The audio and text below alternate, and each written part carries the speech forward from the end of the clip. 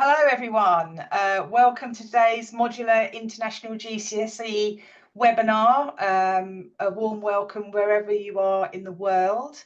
While we're waiting for people to join, if you want to pop into the chat where you are joining from, we'd love to know. It's always a great start to any webinar to know where everybody is from and get talking. Today's webinar, as we said, is about getting your questions answered. Huge thanks to everybody that has submitted questions in advance of today's session. We aim to answer these throughout the presentation. We have built a lot of those answers into today's session, and thank you for helping us shape it.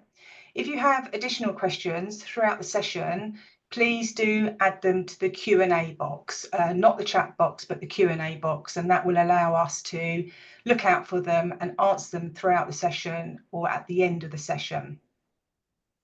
We will, of course, aim to answer all your questions, but if we run out of time or we miss any, there is a QR code at the end of the presentation which will take you to a form where you can request your regional contact to call you and discuss anything about Modular or anything Pearson Edexcel one-to-one, or if you want to know any more detail about today's session, then please complete that form, and we'll also pop that in the chat now so you've got access to that throughout the session. We are recording today's session, and we will be sharing that together with the slides after the session. That will be available in the next day or two on the event page where you registered, and we will be dropping you an email in the next couple of days with all the relevant links. So without any more housekeeping, enjoy the session, and I'm handing over to Catherine and Henna, who are your presenters for today. Thank you, everyone. Hi everyone, it's lovely to join you today, and like Nick said, I'm going to be talking to you a little bit about Modular International GCSEs, and hopefully this will cover a lot of your questions that I know you've already submitted, but if not, like I said, please put it into the Q&A box. So what I'll be covering in today's session is a recap on the modular approach. What is it? What does it look like? How does it work? What are the benefits of modular? I'll then go into a little bit more detail around the modular routes and the structure, the teaching and learning support, and then I'll talk a bit about the benchmarking and the recognition, making entries, the administration side of things, and also a little bit of Q&A at the end as well. And we'll try and make sure we have as much time as possible for that, just in case we've got any additional questions coming in as I'm speaking or as Catherine's speaking today. Before I go on any further, probably should have said who I am. So my name's Henna. I'm the head of international qualifications. So I look after all of our international GCSEs and A-levels, and I've been working on the modular project since the beginning. So hopefully I can answer as many of your questions today as I possibly can. So just to start us off in terms of recapping where we are with modular, our modular international GCSEs, the aim of them is to break that journey down at GCSE level into units with an exam at the end of each unit. And it's all about balance. It's all about flexibility when we created this qualification. So the linear journey remains exactly as it is. It doesn't change. It's 2 years of study with terminal exams at the end of the course. This modular approach is about giving you a little bit more flexibility in terms of how to administer that and how to support your teachers with that international GCSE journey as they go through the 2.5, 3-year course. So I think the first thing to point out is that if you're happy with the linear approach, there's no pressure to move to the modular route, and our linear international GCSEs will continue to be offered and taken widely by students. This is just an alternative route, it's an alternative pathway that you can use.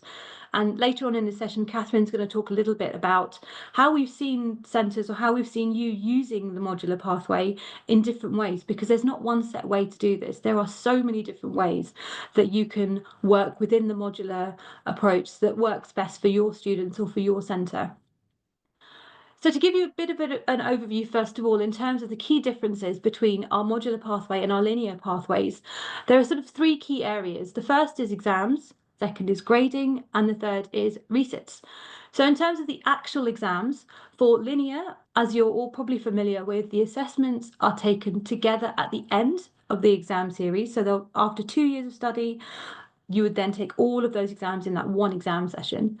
The idea of modular is to give a little bit of flexibility, and it means that those unit assessments can be taken over multiple exam series, and you can resit those as well. So you can resit an individual paper rather than having to resit the entire qualification like you would need to if you were sitting a linear course.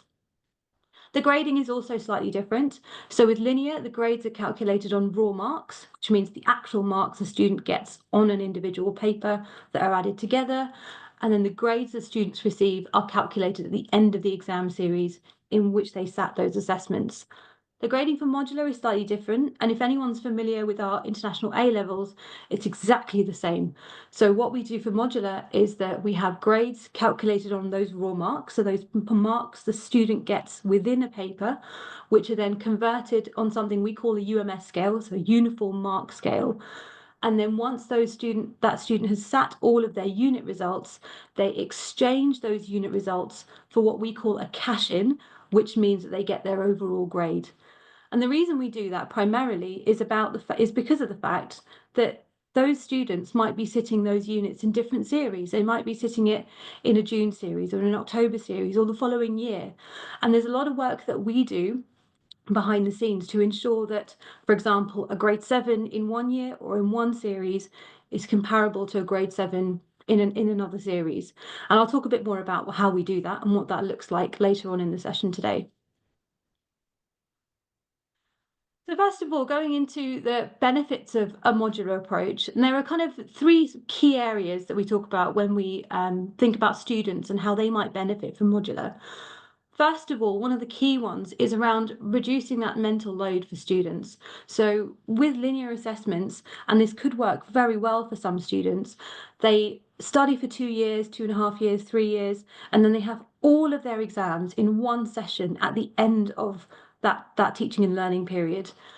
For some students, that doesn't work as well, and actually they'd like a little bit more of an iterative approach. So what we've done here is allow them to focus on 1 year of curriculum at a time, and it spreads out those exams across those 2 years. And it's about finding that balance between not having too many exams that it impacts on teaching and learning, but not going so far towards the linear approach that actually it's too close to linear and actually you're not really spreading that exam burden. So this is about finding that balance between the two. It also provides opportunities for students to demonstrate skills, abilities to optimize feedback and improve their performance. And for you as well as educators, you can look at that mid-cycle data on learner performance via post-exam analysis, Results Plus, so you can see how well students are performing, particularly on those skill areas. And you can use that to navigate how you're going to influence that you're teaching for your second unit, for example, because you've got that rich data from that first year of teaching. You'll have real exam results, you'll have the breakdowns of how well your students have performed, what areas they've done well on, what areas they might need to work on. And then also it allows students to take exams when they're ready. So you can wait, you can take the modular course and you can actually say, these students are not quite ready yet, I'll wait for the next exam series for them to sit that paper. Or actually these students are ready, maybe I will enter them this year, but not these students. It just gives you a little bit more flexibility to make that decision for your students to see how well or how best they would perform, depending on how well they're doing in their course. And then finally, where parents pay exam fees, it can help with budgeting by allowing families to spread that exam fee over 2 years. And just to talk a bit more about how the modular route works, and I'll go into a little bit more detail in terms of the nitty-gritty detail towards the end of this. But first of all, units can be assessed in any exam series, as I mentioned. There are no time limits to the qualification, so students can take and resit individual unit assessments in any series. And like I said earlier, students can cash in unit results when they're ready. So once a student has all their unit results for the qualification they're taking, they exchange those unit results for a grade, and we use the cash-in code to allow for this, and it's called cashing in. And to cash in, you obviously must have entered previously all of the units. So you need to have sat all of those units in order to cash in. You can't have just sat paper 1 or just paper 2, for example. And just to give you an overview of which subjects we have available, so this is grown from where we were last year, as you can see. So our first examination in June 24, so last year, we had 8 subjects available. So that was accounting, commerce, economics, English Language A, English Literature, Geography, History, and Religious Studies. And for first examination this June, we also have Maths A, Biology, Chemistry, Physics, Science Double Award, and English as a Second Language. I'll go into a bit more detail about what that actually looks like in terms of how we've structured those subjects later on in this slide deck, because I think it's really important for you to understand exactly how we've designed those modular courses so they really truly are modular, and so that you can really see what content is assessed across each of those units, and also how they link to the existing linear courses as well. So first of all, a bit of a background. So between 2007 and 2014, secondary education in the UK went through several reforms to the curriculum and the examination structure. In 2007, exams were mostly modular in structure, where the course was broken down into discrete components and assessed in a staggered way. And by 2014, all the GCSE exams became linear, and the entire course content was tested concurrently once the student completed that course. Now, obviously, we then introduced our international A levels, which were modular, and now we think that there's a bit of a balance that we can create with these new modular international GCSEs, where actually we can take the best of both of those linear and modular approaches and create something that we like to call modular 2.0, or a new modular way, where we can say that there was a traditional model which may have been a little bit too broken down. There were perhaps far too many units, or maybe too much choice, too much resitting happening, too many options, too many units, and then therefore that changes the emphasis away from teaching and learning and slightly more towards the assessments.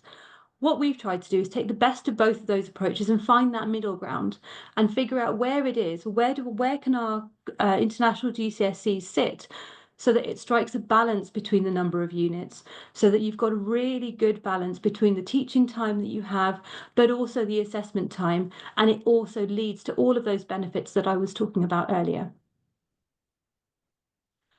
So in terms of the structure of modular and linear, because I know there are quite a few questions around what the differences are, how modular looks compared to linear, what those subject level differences might be as well, and where is it that it's the same.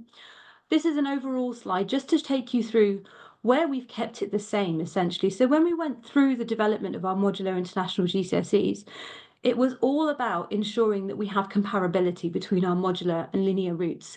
There are two different routes, but the qualification the student gets at the end is exactly the same.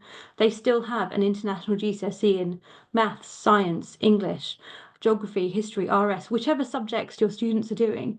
But it's about the route that they're taking and the fact that they are getting to the same point. They're getting to the same international GCSE, it's the same standard, and this is how we do that. So for example, we have exactly the same specification content across the modular and the linear pathways for all of those subjects. The number of papers, the total marks for each paper are comparable. The assessment objectives, so the way that we structure our assessments and how we target questions, is exactly the same. The question types are exactly the same, and what we mean by that is the combination of short answer questions, long answer questions, types of questions, how we use context, how we ask questions, scenarios that we might be using, command words that we use. All of that is exactly the same, regardless of whether they take the modular or the linear route. Even down to targeting of questions at key grade boundaries. So where we're looking at grade boundarying and grade targeting those exams, that's exactly the same as well. The approach to sampling content and how we decide what we're going to assess in any particular unit or any particular paper, that's exactly the same too. So there are so many things that are identical in approach in terms of how we approach that content.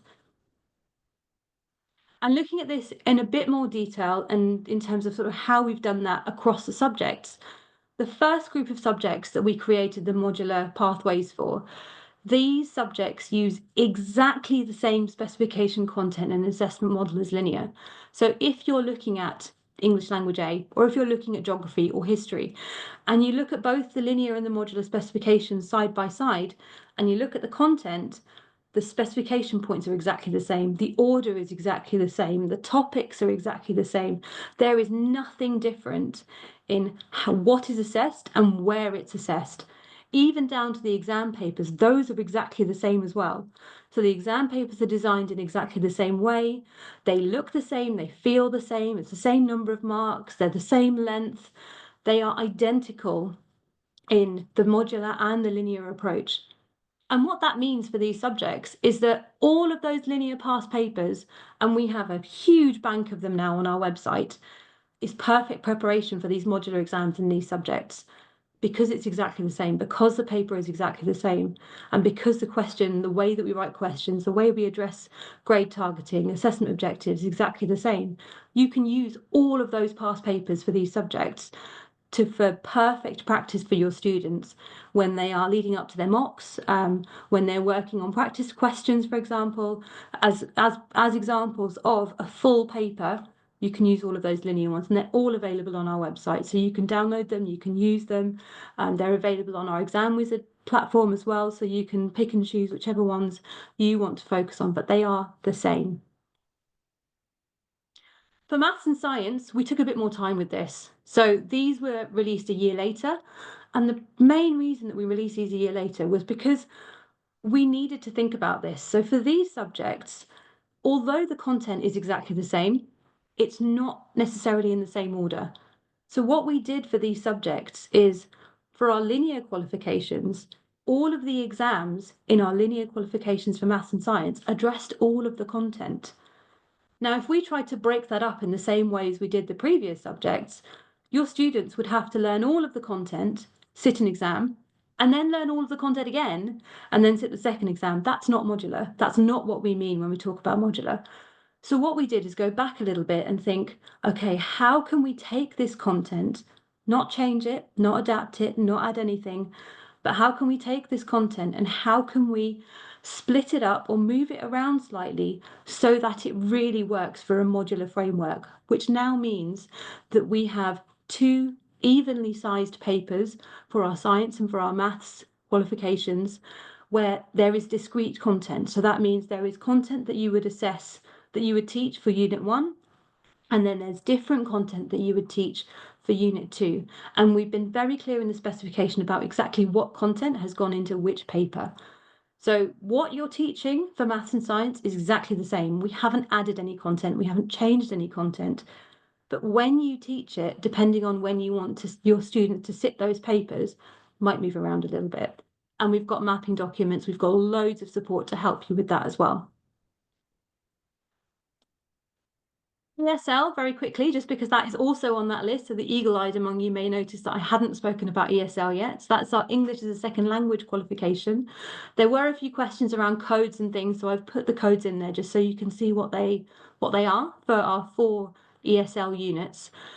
Now for ESL, it's slightly different. So because it's a skills-based qualification, this is all about language acquisition, we still recommend that learners cover all 4 skill areas before sitting exams.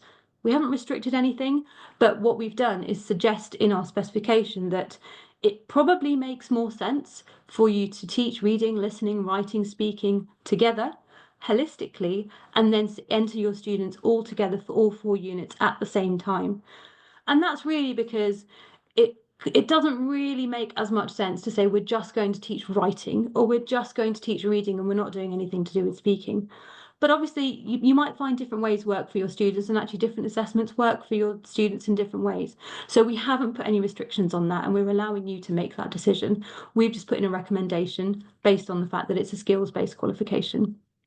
And as you can see here in the table at the bottom, you've got the codes which are relevant for each unit, and then the qualification cash-in code, which is your overall qualification code. The easy way to remember the difference is that the unit codes all have a W in them, and the qualification cash-in code, so the thing that gives you your student your grade at the end, has an X in it. Catherine always says, and she might mention it later, the X is for exit. So it's almost like your student is exiting, they are finished, they are done. So using the X code is the one that gives them their actual grade once they've sat all of those individual units. I'm going to hand over to Catherine for a few minutes now, she's going to talk you through a little bit more detail about maths and science, and also different things that we've seen in terms of how schools, how you might have been approaching that modular journey, because of the fact that there are different ways that you can look at it. So I'm going to hand over to Catherine just so she can talk through this section for you. Thanks, Hannah. And yeah, just to introduce myself, I'm regional director for Middle East, Africa, and parts of South Asia. So I spend a lot of time talking with schools, and my team spend a lot of time talking with schools, and we're really heartened and delighted by the number of schools that are really actively taking on modular. It's really great to see. So a little bit on the mathematics. So Mathematics A, which is our modular course for XMAF, for XMAH. The F says foundation, the H says higher tier, and as we say, there's an X in it, which says there's a cash-in code in there as well. So X for exit. And for mathematics, as you will see, for most of our modular qualifications, I know we've just talked about ESL, but for most of our modular qualifications, what you will see is a really simple structure. You have a unit 1 and you have a unit 2. And the intention of it, the design of it was always that you'd have a 2-year course, and you'd potentially take the first unit at the end of the first year of study, and the second year at the end of second year of study. Now, the courses are very flexible, and we'll talk in a little bit about the different ways in which people are starting to use modular. But that was certainly the intention of what we expected we would see. And so how does it work? So you have your units kind of work entirely separately. So you can sit your unit 1 entirely independently of unit 2. So I think there's some questions already been in the chat about, do you have to take the 2 units in the same examination series? Of course not. You can take them in any series that you want.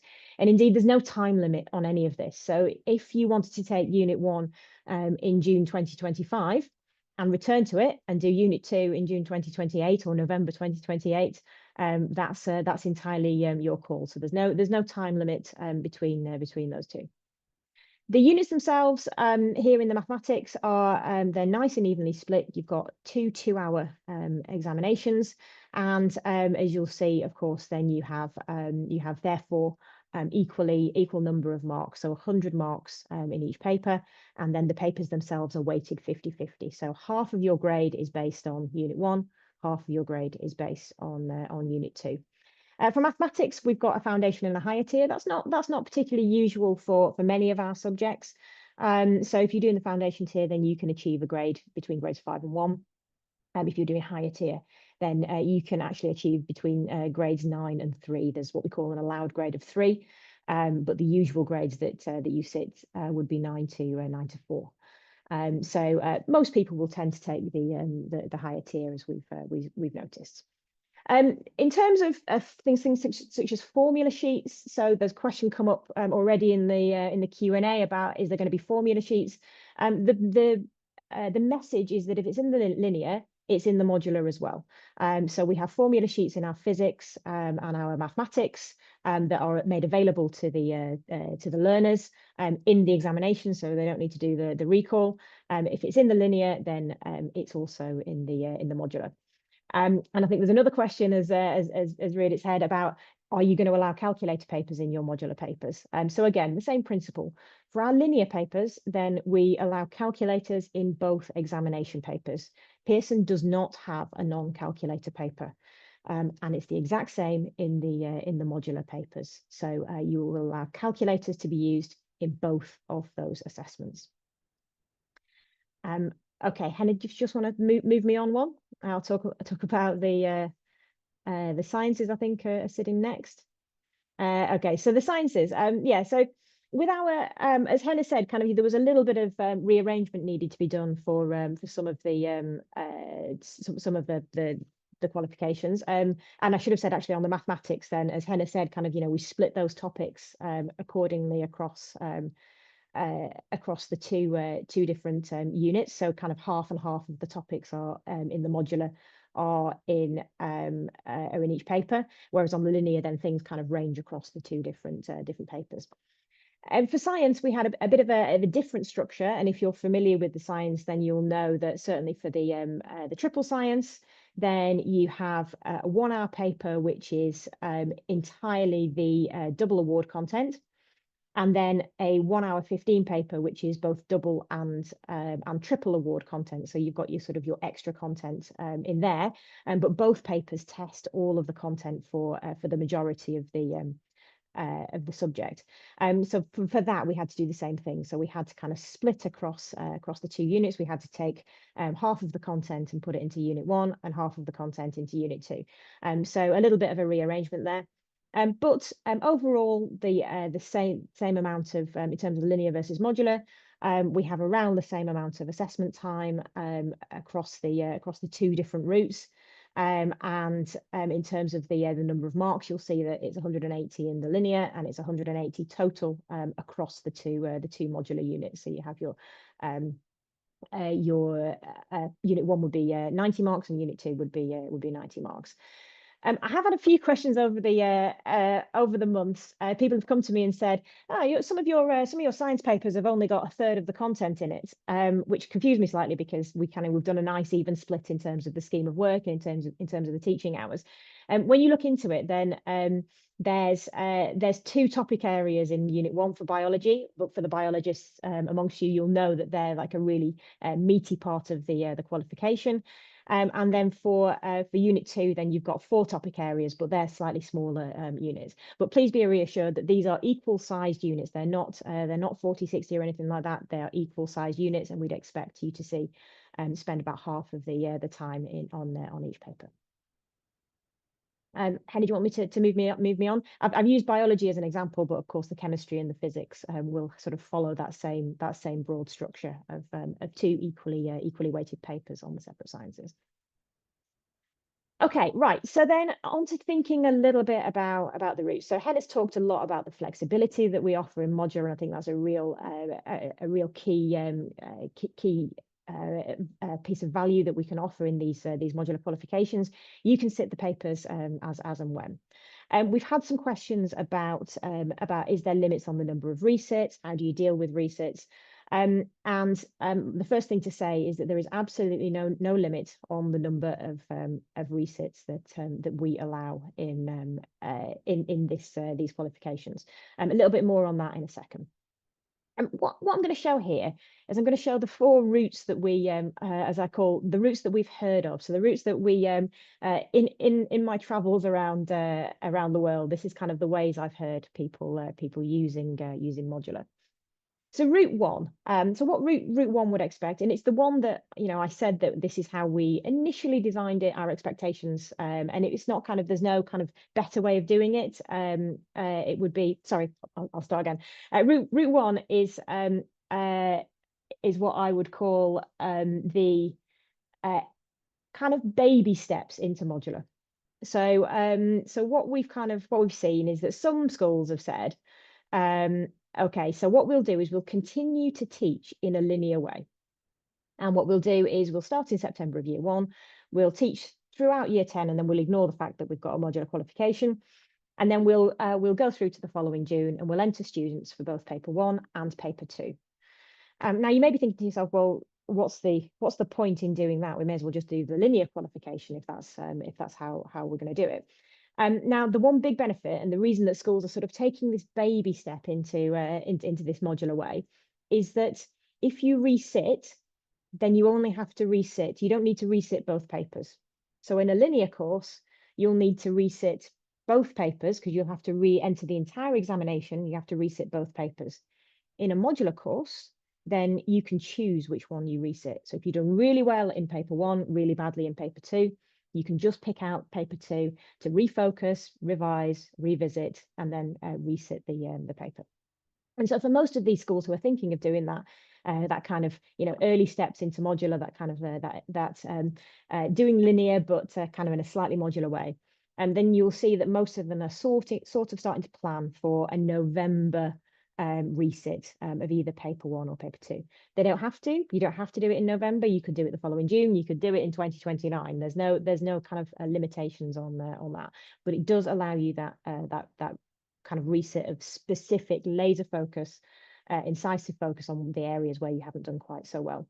And of course, because our, well, we'll talk about it later, but because our modular, you pay by paper, that will cut the cost in half if you only resit one paper. So that's the first route we've seen. The second route we've seen is the one that is, I think, the one that we designed it for. And that's not to say that this is a better route. It's just that this is kind of what we kind of had in mind, with the idea being that you would do paper one at the end of the first year, June. You give yourself an option for a resit. I've put it there in November, but that's not. Oh, you don't have to resit it in the November. You could resit it in the following June, or equally any time you want. And then we'd go to paper two at the end of the second year. Again, there's always resit options that you can have for any of these papers, but this just gives a bit of a schematic of how some schools might elect to use it. So that's route two. Route three is an option that means that you put all of you split your assessments across the 2 units. Across 2 different series. You get the value of that, but you wait until the students are a little bit older in November. I've seen a question already where somebody sort of said, well, if the students are a bit younger at the end of year 10, then what's going to happen with that? Some schools are sort of thinking, well, we might wait until they get into the exam year 11 to do that. So you do paper one in November, paper two in the June. Again, you can kind of flex when you do your resits. And this is something that's come up quite a lot in the Middle East for those parents who are potentially sending students back to Egypt or Jordan for university. The ministries there have said that they don't want students doing end of qualification assessments in year 10. Now in Jordan, that's been the case since 2013. There's nothing different, but it means that you kind of have to put your or people feel more comfortable with putting the examinations in the final year of assessment. So that's one option for those particular cases, and I'll talk a little bit more as we a little bit later on when we get to questions about kind of the Jordan and Egypt thing. There's not really I think there's a few rumors swirling around which are not particularly true, so we'll come back to that. And then the fourth route is and it's just for completion really, paper one versus paper two. Do you have to do paper one before doing paper two? Now there's nothing to say that you have to do it in that order. However, I would say that for some subjects, it's absolutely a really bad idea, and some subjects, it's fine. So, for example, where we've seen this being used is history, geography. So history, where you've got a breadth paper and you've got a depth paper. Some schools want to do paper two before they do paper one, and that's totally fine. Same with geography, where you've got the physical and human split. If you're teaching the likes of mathematics and science, I think there's been a question in there saying, like, is there any content in paper one that is specifically tested in paper two? I'll ask Hannah to kind of, come back a little bit more on the details of that in a while. But I think there's, while there isn't things we specifically test in paper two that have been on paper one, there's a natural progression in the ideas that you will see in mathematics and science that probably mean that doing paper two before paper one in those subjects isn't the best idea. But we've put that route in for completeness, just to say that these 2 units act entirely in isolation, and you don't have to, there isn't a certain way in which you have to use them. Hannah, do you want to just move me on? And then finally, just to say, kind of, if you're kind of thinking about the about that split and how you're gonna start to tackle it, then please do have a look, and we'll share the links to this at our subject guides across maths, across all of our subjects, that we sort of like start to lay all of this out and lay the topics out, and it'll give you a little bit of a sense about how things are split out. Hannah, back to you, I think. Catherine. And yeah, you're absolutely right. Just to pick up on that point around science and the ordering of papers for maths and science, we don't explicitly assess something on paper two that was on paper one, but as you say, there will be things that you will be teaching in the content that's covered in paper two that probably makes more sense for you to have already taught the content in paper one. So we're not going to be directly assessing something that was on paper one in paper two, but there will be things that, because of the nature of the subject, it makes more sense to teach it that way round rather than doing it the other way around. That's not to say you can't. So if you really wanted to, you could do paper 2 first. But if you look at the content, you'll probably come to the conclusion that actually it makes more sense to cover that fundamental content first in paper 1, and then moving on to the kind of slightly nuanced areas in the paper 2s across the sciences and across the maths as well. But you can see exactly what that looks like when you look at those subject guides that you were showing, Catherine, on your screen. You can see how those topics are laid out. So you can see what's in paper 1 and you can see what's in paper 2. So for example, atomic structure will be in paper 1, but then you might have something on bonding, and that could be in paper 2, or organic chemistry would be in paper 2. That would still rely on knowing bonding, but we're not going to be asking a specific question about atomic structure in paper 2, but it might be something that's related to organic chemistry, which is specifically on paper 2, for example. So that kind of thing, where you would maybe draw on something that you might have taught in Unit 1, but we're not going to be assessing directly that content. But like I said, you can see what that looks like. And that leads me nicely onto my next slide, which is about training, because we have got a portal which we use. It's called the PD Academy. So if you haven't seen it, please go onto this link. There are 16 results for when you search for the word modular. We have modular sessions, individual sessions for the subjects that go into this detail, that will take you through what's in what topic and what's in each area, what's covered in each unit. And the ones that are running at the moment, I think there's one tomorrow, are on science, and they're to do with revision. So it's about helping your students revise for that content when I looked this morning. So please have a look at that if you haven't already. In terms of what's available for supporting you with looking at modular or understanding a little bit more about what there is, we obviously have the specifications, the sample assessment materials. They are the base level information for what the content is, what you need to teach, what the question papers are going to look like. They're all on our qualification website. We also produce getting started guides, course planners, and schemes of work for all of those subjects as well. So they will take you into a little bit more detail into how to set up your teaching and learning, what we think the different number of hours are for particular units, lesson ideas within those schemes of work. And they're all editable, so you can move them around, for example, if you think that actually you'd rather teach it in a slightly different way. So those are aligned to the modular structure in that you can teach Unit 1 content first, followed by Unit 2. We've also put together mapping documents. There's past training content, which is on our website and also on the PD Academy. And in terms of specimen papers and mark schemes, we did have a few questions on this. We are producing specific papers that you can use as mocks for your students for math, science, and English as a second language. So if you remember from earlier, those are the subjects where we've done a bit of moving around of questions, where we've said, actually, we're going to split that content slightly differently, not changing the content, not adding anything, but we're going to reorder that content so that it works for a modular model where you've got Unit 1 and then you've got Unit 2. So for those subjects, we're producing mock papers, which you'll be able to use for your students, which will have mark schemes attached to them as well. We'll put them locked on our website, so then they'll be accessible for you, so you can use them for practice. For the other 8 modular subjects, you can use any of the linear papers that already exist, because there are so many of them. You've got an abundance to choose from. So that is where I would advise you to go if you're looking for any of those first 8 subjects, so English, geography, history, RS, accounting, economics, commerce. And then for maths and science and ESL, we're producing specific mock papers that align to the exact model that we're going to be using for our modular papers. This is just an overview. I'm not going to talk through all of this slide, but this just tells you about specific things that we've created in addition to what I've already spoken about for these specific subjects.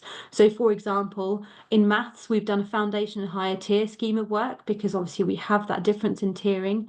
There is a really detailed textbook mapping document which shows you how you can use the existing resources, the existing textbooks, and work alongside the modular framework in terms of ordering that content so you can map your existing resources to that. And then linked to that, we are also producing new mathematics books.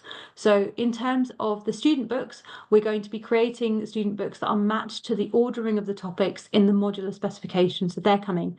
There's a little bit more information that you can see here about what that looks like and what the structure of that's going to be. And the intention of that is that it's just easier to navigate through that, because we've had a lot of feedback to say that we can use the existing resources and there's no reason why you can't. But actually, this just takes you through in more of a linear journey where you can actually talk through. The textbook will follow the same order as a specification in terms of Unit 1 and Unit 2. Catherine, I think you were going to back to you for this bit of talking through results analysis and the modular approach. Thanks, Anna. Yeah, it was just a note, really. I know we're kind of running a little bit short on time, and I want to give us enough time for Q&A at the end. But just to kind of say that one of the things that we've the two really good facilities that we've got after the exams are two pieces of analysis, one quantitative and one qualitative. The quantitative is our Results Plus service, which allows you to cut all of the data that you have got for your exam results in many different lenses, and so you can look at how the students have performed, how your students have performed compared to everyone else in the world, how they've compared to in your country, how they've compared within the school, how they've done on analysis questions, how they've done on application questions, how their knowledge is, etc., etc. Now that's really good analysis. You compare that with our qualitative analysis, which is our access to scripts, so you can see what the students have written on the script after the event. And again, like a really nice piece of analysis which pairs nicely with the with Results Plus. And just knock me on 1 minute. Yeah, thanks, Hannah. What we found people using this for is inquiries about results, i.e., they look at the scripts and they say, okay, right, well, I'm gonna query this, and this, because perhaps I don't agree with the marking. I'm going to look at everything, pull it all together, and use it as an inquiry about results, as a tool for that. I think that's kind of one use of these services. An even better use of this service, and where it really comes into its own, is in a modular world. So just give me another hit on. Yeah, we go. So if you're going to do a paper 1 resit, make use of those access to scripts. So have a look at what the students actually written, like where are the kind of, the dropping in the exam technique, where's maybe some of the knowledge that we need to really start to kind of, really work on, and use that in conjunction with Results Plus, that quantitative analysis, to look where, as a cohort, where have your students done really well, and where perhaps individually have they kind of, just dropped a few marks here and there. Use that, because if you're going to do a paper 1 resit, then that gives you so much rich mid-flight information that is going to help you in that resit. And then drop me another. Yeah, there we go. Thank you. And then, of course, if you're not going to resit, you don't have to resit, of course. And we're not advocating multiple resets. In fact, somebody asked, is there a limit on the number of resets? There's no limit, but what we see, I think, is that students, after the first resit, they tend to do better on the first resit, but then kind of after that, they don't tend to do so much better. So like, there's no limit on the number of resits, but maybe as a school you want to think about kind of, how many times you want to allow your students to resit. But moving on to kind of thinking about paper 2, if you're moving to paper 2 straight after paper 1, of course, there's so much great exam technique ideas that you can pull out of that analysis. Things about understanding that, as ideas build on each other, then, you might want to look back at some fundamental ideas where they haven't quite got the idea from paper 1 ready for paper 2. So do make use of these services. These are brilliant in a modular world where you've got that mid-flight point where you can do that analysis. Catherine? And then going into a bit of research and some little bits of information around benchmarking and things like that. So I'm not going to talk through this slide, but I think what this slide shows really nicely, where we're asking the question, is modular equivalent to linear, is there's a bit of back and forth. Sometimes it's yes, sometimes it's no. There's a bit of disagreement. Initially, there was no evidence that led to better educational outcomes with modular, and then actually this was unsubstantiated by performance data, and then actually it flicked back to say actually it might be greater fairness and validity through linear. And I think now we're in a position where actually we can consider all of that together and say, what's the best for your students? What is going to be the best approach for the well-being of your students to reduce that stress, possibly increase that confidence, taking into account all of that research that's been done? So I think the key to take home from this slide is it's gone back and forth. There's no clear answer here, and there's so much research that we've looked into to try and understand, is there a clear answer in terms of, is one better than the other? And I don't think it is. I think it's down to the individual students, it's down to the individual schools. It doesn't matter whether it's modular or linear, it's all about that end point and the results that they get when they come out of that journey, with the qualification results that they have in their hand. And talking a bit more about that, we've done a bit of work with ECTIS. So they are the organisation that provide official UK recognition of global qualifications on behalf of the UK government.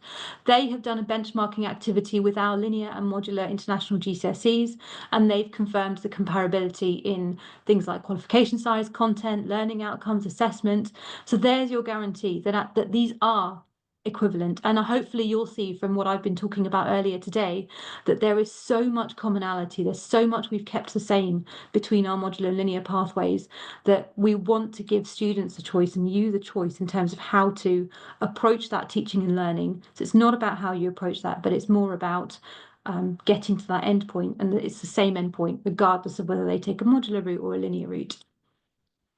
And just to show you what those certificates actually look like, so on the right there you can see a sample certificate, and you can see there it doesn't say modular, it doesn't say linear, it just says the qualification. So it's an international GCSE in mathematics, and here it's a grade 6. So it tells you the qualification, the series, year, candidate name, school name, subject, the grade, and it's exactly the same certificate for both modular and linear.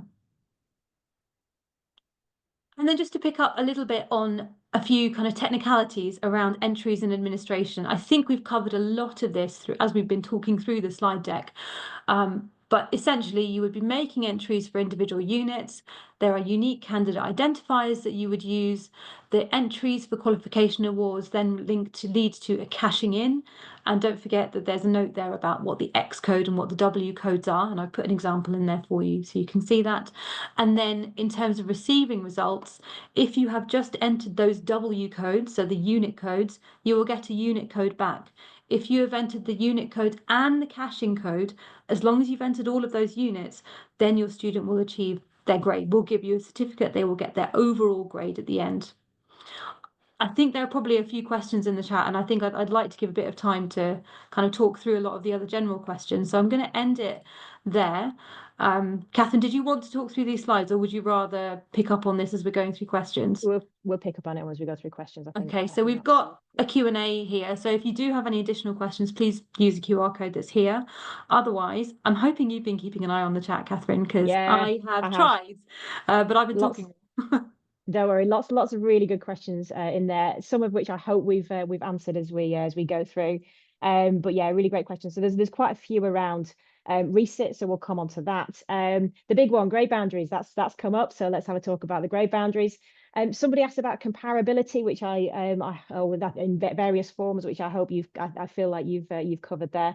Employers, a question about employers and how they view modular.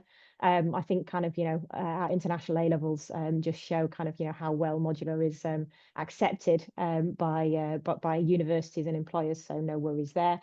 Things around kind of what if students fail individual units. So that's kind of like an interesting one. So I think we can pick up on that. And then one of the questions is around, it's around that kind of test and forget idea. So some people sort of saying, well, what about if you kind of, are we encouraging a test and forget culture by getting them to do one unit first and then one unit after?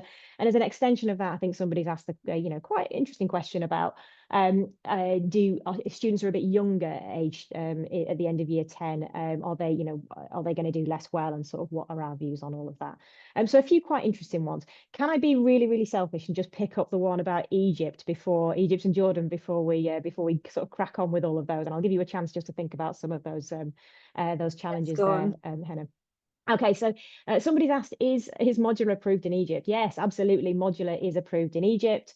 It is. I've personally spoken to the minister about it in Egypt. It is approved. They really like the idea. They like the flexibility. They like the price. The kind of the cost element for parents. They think it's great. Modular is yeah, it's something that many people in Egypt are really going for. Now there is one, and I think this is where some of the rumours have swirled from, which is there is the minister has asked that students in Egypt don't take examinations in year 9. And the reason for that is that I think there was a bit of over testing, so students were doing foundation tier or core GCSE in year 9, and then they were doing in year 10 they were sort of repeating the examination in year 10. So there's been a blanket rule that says no exams in year 9. That extends only to students in sitting in Egypt. And it's the same in Jordan. Students are not allowed to do it in their equivalent of year 9 in Egypt, so that first year of study. And that extends only to Egypt. They've only got jurisdiction over the schools in Egypt. Some places in the Gulf, I'm based in Dubai, I'm hearing people in UAE saying, oh, are we not allowed to do modular exams in year 9? Of course you can. You can do it in year 9. There's no problem at all. And when the students go to the Supreme Council of Universities in Egypt with their certificate, as Henna has shown you, it shows a certificate with just the exit year on it. It doesn't say when you've done all of the examinations. So the Egypt ministry has got no jurisdiction, it's got no kind of control or power over how students sit things in UAE or Qatar or wherever. It's just within Egypt. So you're quite free to sit the examinations as and when you wish. But at the end of it, you'll get the cash in at the end of the course. So not a problem there. Hope that sort of covers that one off. Henna, do you want to just talk a little bit about those, kick you off with the resits, multiple resits, last of 2, that kind of thing? Yeah, I was going to start with grade boundaries, but yes, Oh, yeah. start with resits. I'll start with the easy one. Yeah, I know. I thought I'd go straight in there, go straight for grade boundaries. I think with resits, it's the first thing to say is that if you're familiar with our international A levels, it's exactly the same rule. So it works in an identical way where you can enter your student for a resit. But there is no time limit on the resit, as Catherine has mentioned. There is no parameter in terms of the number of resits that you can take. It's going to be more driven by the individual student, for example, wanting to progress on to A levels, for example, or wanting to do something else, not wanting to resit. But also the only kind of thing that we would that's important for you to be aware of is that our system effectively can only remember the past 2 resits effectively. So what that means is that if a student sat a paper, they achieved a mark that was equivalent to, I don't know, a grade 4, and then they resat the following series or maybe a series later, and then they got a grade 5. At that point, that grade, and then they decide, actually, I want to try again. I want to try and do a bit better and see if I can try a bit harder on this. So they take a resit again, which is absolutely fine, and then they get a grade 3. So actually, they don't improve in that third resit. What happens to that grade 4 is it falls off the end. So we don't remember that. So then that means that the most 2 recent, so either that grade 5 that they sat second or the grade 3 that they've just taken, the best of one of those 2 is the one that will carry forward to the cash in to count towards the overall grade. So the thing to remember is that if the best result is the first one, then don't resit it too many times because that first one will disappear. So it's just about making sure we remember that. And it kind of links, Catherine, to your point about how the research that we have shows us that students do generally tend to improve when they resit one once, perhaps, but then actually it tails off and it's not a kind of incremental get better and better and better, but actually it kind of plateaus and sometimes goes down. So actually, doing lots and lots of resits isn't necessarily the best experience for students, but also in terms of outcomes, it's not necessarily going to get all the way to the kind of higher level grades because it will plateau at some point. Yeah, definitely. And I think that's the one thing. I think we're not trying to create a resit culture here. We're trying to give students a second chance, aren't we? We're kind of, and we're really clear about that. And I think that kind of those 2, the best of the 2 last sittings is a good lever for schools to use to kind of try to gently discourage too much resitting. Just as an extension to that, Tamil has asked this question 3 times, so they really want the answer to this question. Should the students retake the exam if they fail one of the modules? So just that point around, if you fail one of the modules, is it okay? Fail one of the modules, then it would be the same as a resit. So you would just resit that module again in the next series if you wanted to use the next series or when they're sitting their next paper. and then they would hopefully not fail it the second time, and then that would be the result that they would carry forward unless they want to resit again. So yeah, absolutely. Cool, thank you. All right, so let's tackle the big question: grade boundaries. What do we think is going to happen with grade boundaries? We're not fortune tellers, but what's the view on grade boundaries? There's so much I can say here. So I think the fundamental thing to remember with grade boundaries between modular and linear is that there is a lot of work that we do to try and ensure that, for example, a grade 7 in a linear path is the same as a grade 7 in a modular pathway. And what we mean by that is what a student can actually do. So if a student answers questions in a particular way that leads to a grade 7 in a linear route, and a different student answers questions to the same standard in a modular pathway, they should both get a grade 7, because it's about what they can do. And what we talk about when we talk about modular is that because students can sit exams in multiple series or across different series, there has to be a mechanism that we can align when students are sitting those exams to ensure that that outcome that they have is comparable to a previous series, but also is comparable to that linear pathway as well. Because we can't just say, oh, they're the same, and then just assume that it's going to be the same. There are mechanisms that we have that we can use to make sure that that is the case. So a student getting a particular grade in linear or in modular, in terms of what they can do, that should be exactly the same. So they should not be disadvantaged by taking a modular or a linear pathway, or advantaged by taking one over the other, because it's about what they can do. And the fundamental way that we do that is that we have something that we call common questions. So there's a minimum of 30% of questions that are identical. And what I mean by identical is the exact same question appears in the modular paper and in the equivalent linear paper. And those questions we can use internally. We can do a lot of work to look at how students perform in those individual questions and whether that is comparable, and then also look at how they're performing on the non-common questions, so the ones where they are not the same. And then we can use all of that data to ensure that the outcome that the students get, regardless of whether it's a modular or linear pathway, is the same. So that mechanism is in place for every single modular subject where we are comparing from modular to linear. So all of our subjects that we have available across math, sciences, etc. And we do that for every single exam series. So every single paper will have that activity that goes on to ensure that we're setting that standard to be exactly the same across both of them.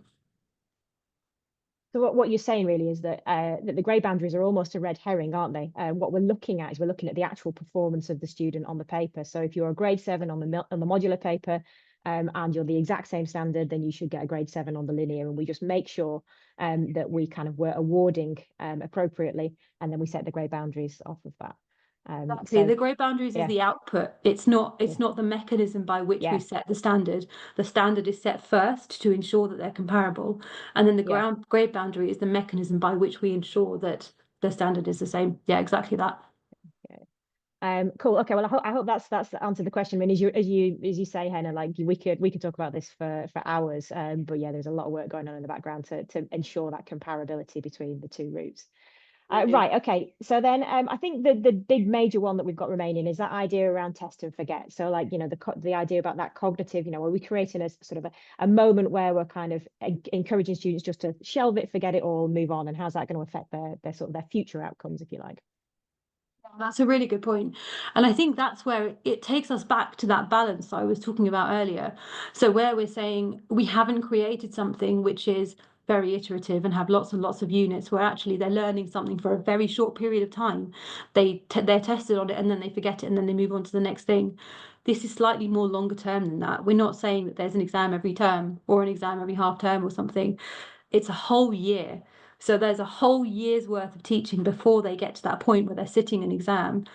So within that year, you're never going to just teach something once and then forget about it to get to that exam point. There will be so many touch points that you will have for particular content as you go through that teaching and learning for that unit, because there'll just be so many links. There are so many skills that students learn as they go through that course, even if it's just for that one unit across that whole year, which mean that it will embed that learning more than it would if it was a much shorter chunk, I think. So I think this is about creating that balance between having something that is not too granular, so that you do get to the point where you learn something and then you forget about it instantly once you've sat the exam. But actually what we're doing here is saying there's a whole year of learning, there's a whole year of teaching here, and then you will revisit that content, you will revisit it again, guaranteed, when you go through revision, and then your students will sit an exam.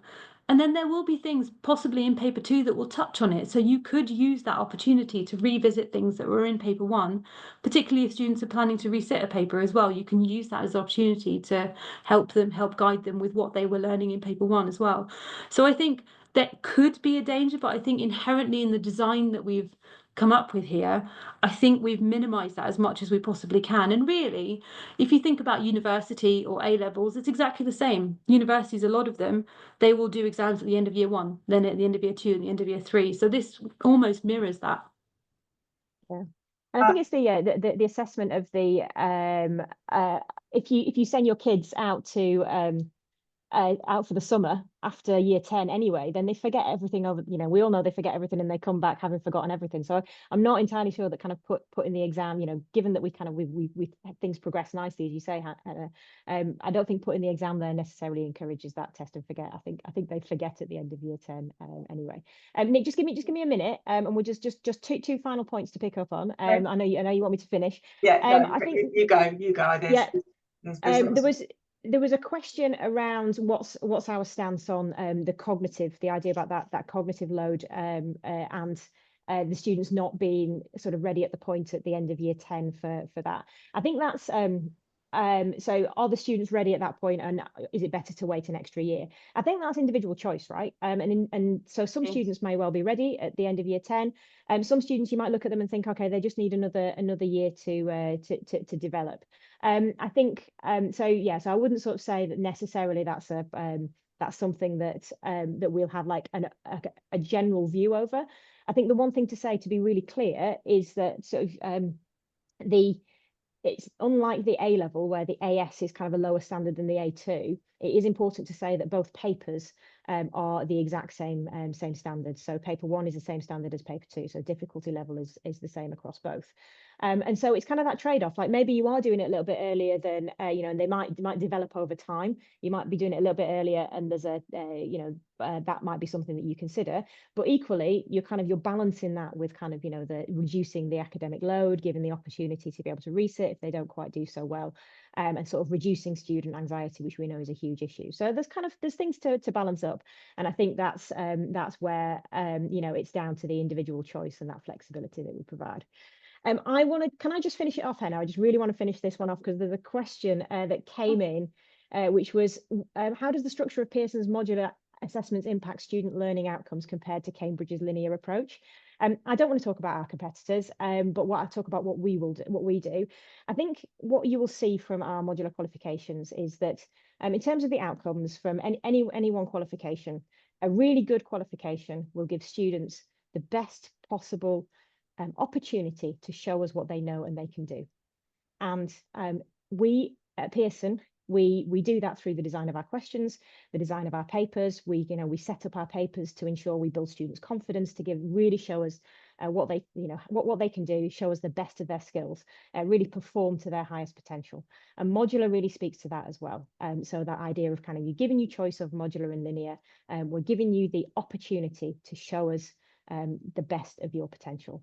And I think this is what this entire thing is all about. And so I won't talk about Cambridge, but I'll talk about what it is that we do that's great. And I will finish on that point. Sorry, I've gone over by a minute, Nick. Thank you so much, Catherine and Henna, and thank you everyone on the call who have given us so many good questions. I sense there are so many in there. There will be some that we have missed, but Jemima and Ilaria in the background have been busy making sure that we've captured everything, and we will answer it. As Catherine and Henna have demonstrated here, we're very keen to make sure you get the answers to every single question, and we will make sure that happens. So apologies if we've missed any of your questions, and hopefully we've answered a majority of them in the webinar. Like I said at the start, the slides, recording, and all the Q&A will be shared with you. We will share that with you via email, and we'll also be adding that onto our website. And if you want any further conversations with your regional team, sign the QR code or follow the link that I've shared in the chat, and someone will be in touch with you to have a further conversation. Thank you for your time. Look forward to seeing you all again soon.